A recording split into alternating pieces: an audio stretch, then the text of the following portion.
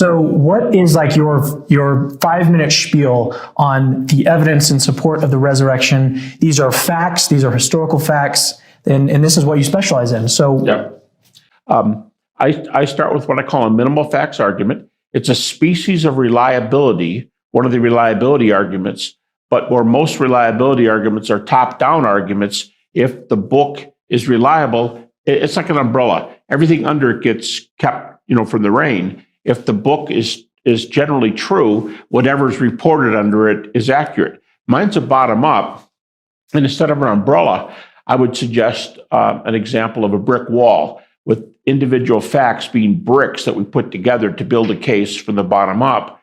And I've used anywhere from 3 to 7 over the years. Lately, I've been doing 6. And I would say Jesus died by crucifixion. His disciples had experiences that they believed were appearances of the risen Jesus.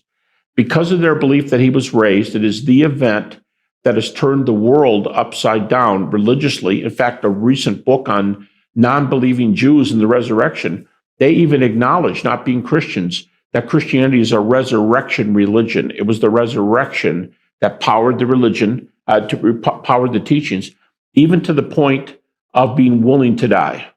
And we do have first century sources for arguably the 3 largest names in Christianity. 4, very important, it was proclaimed very early. And today, critics, the consensus position is that you can track the resurrection preaching back to immediately after the cross. In fact, the way it's often stated by, say, Bart Ehrman, is that when Paul said yes to Jesus on the way to Damascus, there was already a body of data called the early creeds that are later written in the New Testament, but they were already being noised abroad. When Paul said yes, there were these heavy creeds, about 80% of which are in the deity, death, resurrection of Jesus, because that's a major message.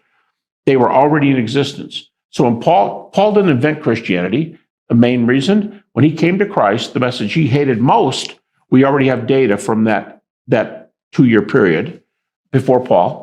And then the last 2 would be individuals, James, the brother of Jesus, and Paul, both of whom become Christians because they believed they had experiences which were appearances of the risen Jesus. Those are the 6 I would use. And to my knowledge, I've had dialogues with atheists, agnostics, scholars, specialists, and they don't dispute any of those.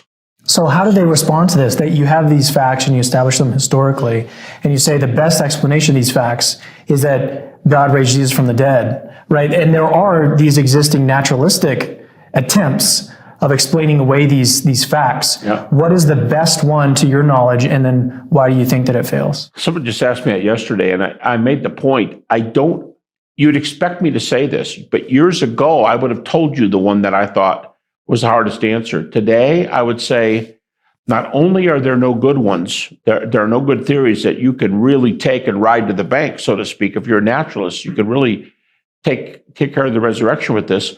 But the critics have generally given up espousing these theories. I did an article some years ago where I argued that less than 25% of the critics in the last 25 years, about less than 25% use the naturalistic theories anymore. They will usually say something like this. Yeah, facts are good. I don't agree it's your idea is the only way to go. But, you've got an evidence case. And if you pushed them a little bit and said, well, what keeps you from believing this stuff yourself? If the evidence is so good. Go ahead. Hume. Well, Hume, but I think generally they'll say, I just don't want to believe. Really? And they will say miracles don't happen, and that say that they know you're ready. They don't often want to take you on. Another comment is, yeah, but you got a problem with your theory. What's that? Well, you got some data for your theory, and I'm not exactly sure where I would go to refute it. But you're asking me, implicit in your argument, is you're asking me to believe in Middle Earth, Narnia, or if you want a secular example, Oz. You're asking me to believe in that. And there's no world like that. How do you know? Well, there's no, look at everything we know from empirical science. There's not an ultimate universe. And when I'm talking to a person like that, I always go, time out. Let's talk about near-death experiences.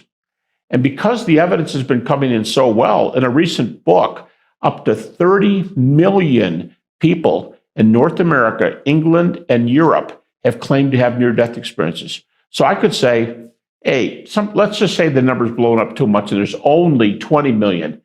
In a way, that's 20 million people who've been to Narnia, if you want to look at it that way. So don't tell me there's no empirical evidence for this. And they'll say, yeah, those are just experiences. You don't have data. Well, you don't say that to me. I just gave a paper yesterday. I know of 300 evidenced NDE accounts where what's reported is empirically verified. So if you can't refute it, and it's almost impossible to refute the NDEs, if you can't refute them and you have this alternate reality, in what category? In the category of afterlife. Oh, so there may be an afterlife. Well, I didn't think so until today, but yeah, I guess maybe there is. Okay, now can we talk about resurrection? See, because I've opened the door to talk about this alternate reality, which may last forever, and you can't say anymore, yeah, but you're asking me to believe in Oz, because I would say, I sure am, and I've got data for Oz.